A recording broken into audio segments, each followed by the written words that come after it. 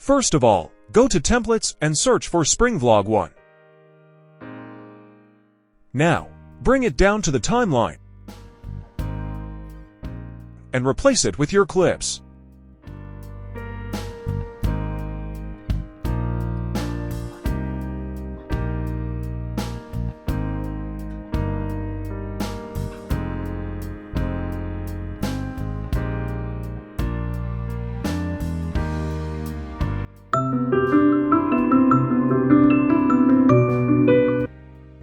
Now, go to Titles and search for Tropical Mood Title 12.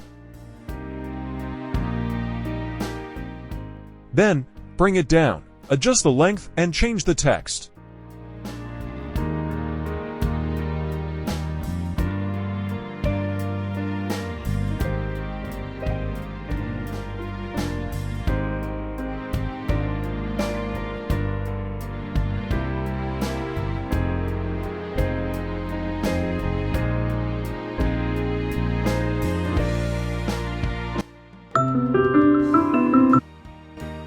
Now, click on Expand, delete the unnecessary texts and change if needed.